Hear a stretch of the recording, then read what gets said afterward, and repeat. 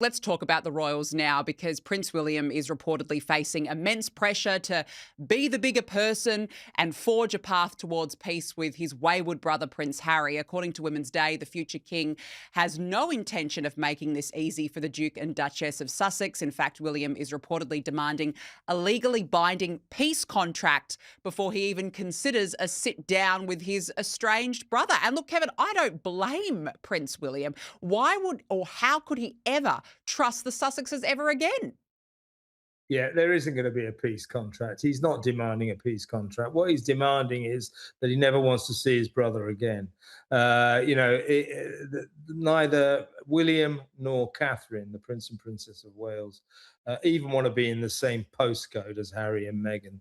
They particularly despise Meghan, and they don't like what Harry has become since he teamed up with Ms. Markle. So the feud between the sibling rivalry, the brotherly feud between William and Harry, I think is insoluble. I don't think there is ever going to be a deal. In fact, Harry and Kate were, or rather, sorry, William and Catherine were furious that the king even entertained them when they came back to Britain last week. I mean, the king, Camilla can't stand it. All of the royal family, including the king, absolutely detest Meghan.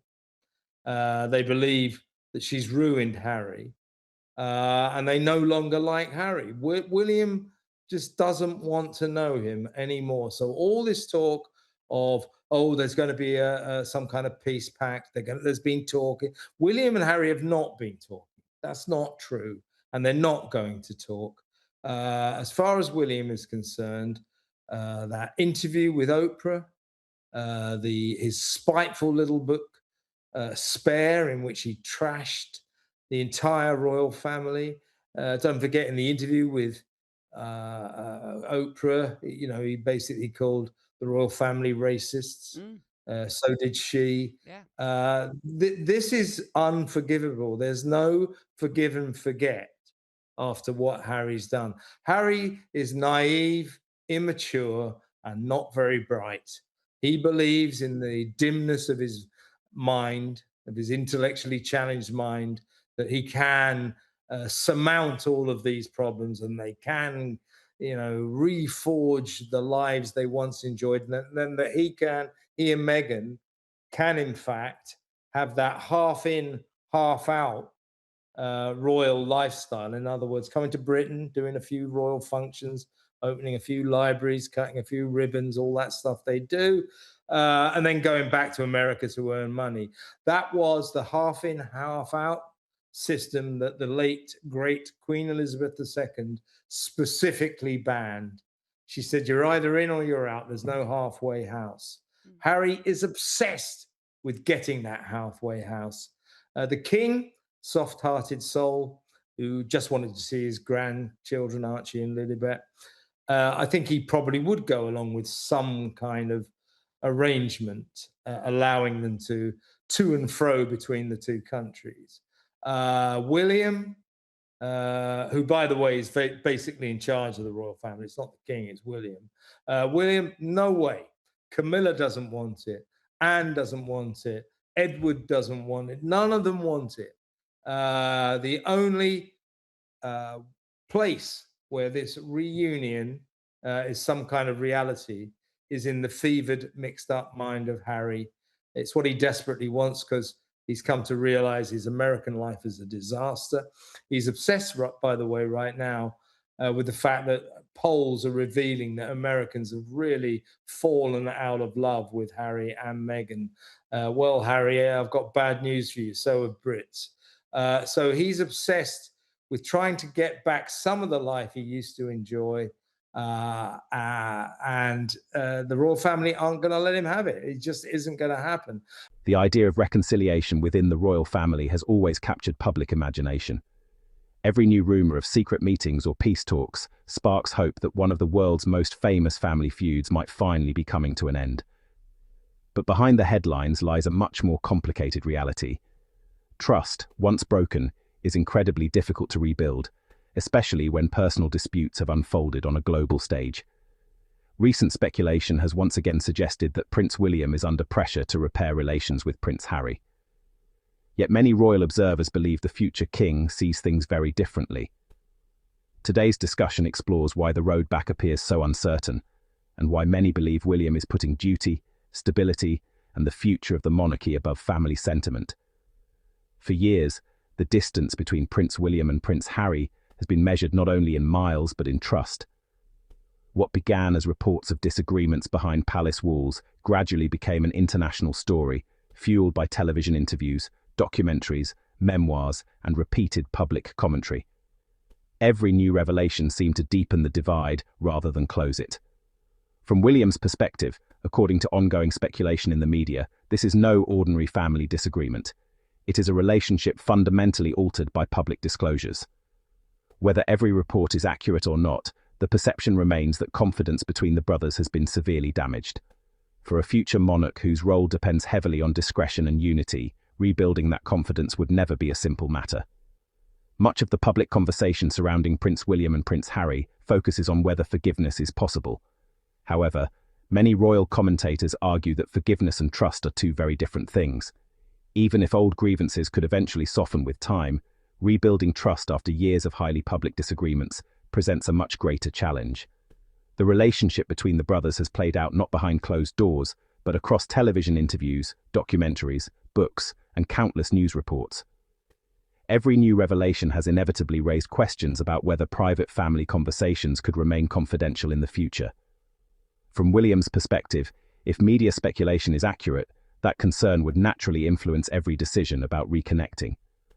Supporters of the royal family often point to the responsibilities that come with William's position as heir to the throne. Unlike an ordinary family disagreement, this dispute involves the future leadership of one of the world's oldest constitutional institutions. The Prince of Wales cannot simply separate his personal feelings from his public responsibilities. Every private meeting, every conversation, and every gesture carries the potential to become a headline around the world. That reality may explain why William is widely perceived as proceeding cautiously rather than emotionally. His priority, many believe, is protecting the institution he will one day lead rather than responding to public pressure for reconciliation. There is also the question of consistency. Trust is not rebuilt through a single conversation or symbolic photograph. It develops gradually through actions over time. Royal supporters argue that if reconciliation is ever to happen, it would require clear evidence that both sides are committed to preserving private discussions and respecting agreed boundaries. Without that assurance, any reunion could simply reopen old wounds rather than heal them. For William, caution may therefore be less about resentment and more about preventing history from repeating itself. One issue that continues to influence discussions about the Sussexes is the long-standing debate over whether someone can remain closely connected to the monarchy while also pursuing an independent commercial life. When Prince Harry and Meghan stepped back from royal duties, Queen Elizabeth II made it clear that being a working royal required full commitment. The monarchy could not operate under a system where official responsibilities and private commercial interests overlapped. That decision established a clear boundary that has shaped every discussion since.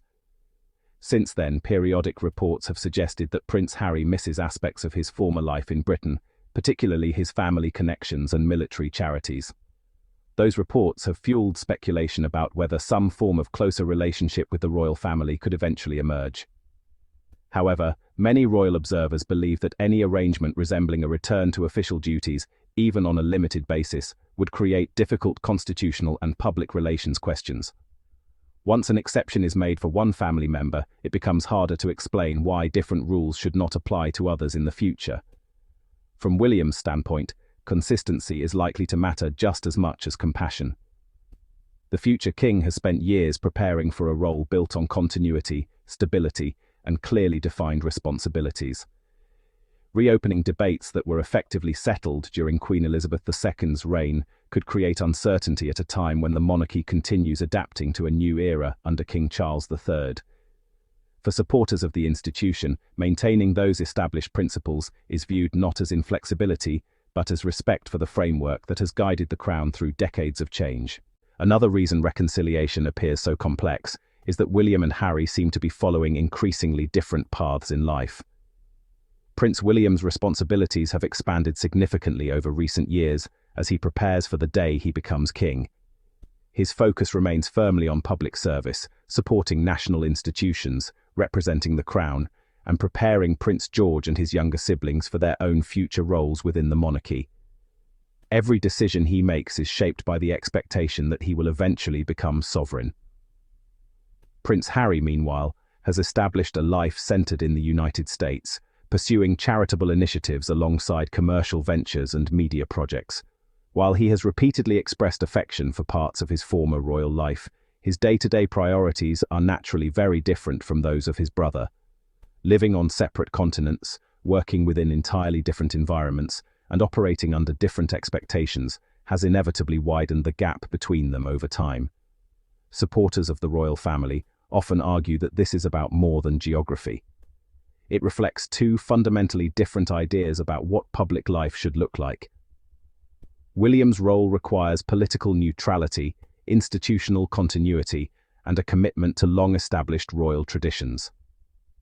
Harry has chosen a more independent route, one that allows greater personal freedom, but also places him outside the formal structure of the monarchy. Those contrasting roles make any future relationship more complicated, because the expectations placed upon each brother are no longer the same. Even if both wished to rebuild their personal relationship, practical challenges would remain. Questions about privacy, media attention, public appearances, and future expectations would all need careful consideration. Reconciliation is therefore unlikely to depend on one emotional conversation. Instead, it would require both brothers to find common ground while recognizing that their lives have evolved in very different directions. Throughout British royal history, monarchs and heirs have often faced situations where personal relationships had to be balanced against constitutional responsibility. Supporters of Prince William believe he increasingly views decisions through that wider lens. As Prince of Wales, he is not only a brother and a son, but also the future head of state. That position requires him to think beyond immediate emotions and consider how every decision could affect public confidence in the monarchy. Many observers believe William's approach reflects the values demonstrated by Queen Elizabeth II throughout her reign. She frequently emphasized consistency, service, and the importance of placing duty above personal preference. Those principles became central to the modern monarchy's reputation for stability, particularly during periods of public scrutiny and family challenges. William appears to have inherited much of that outlook, placing long-term institutional interests ahead of short-term public expectations. That does not necessarily mean reconciliation is impossible. Rather, supporters argue that any reconciliation would need to strengthen, not weaken, the monarchy. Public displays of unity might generate positive headlines, but lasting peace would require confidence that future disagreements would remain private, and that both sides shared an understanding of their respective roles. Without those assurances, any reconciliation could prove temporary rather than meaningful.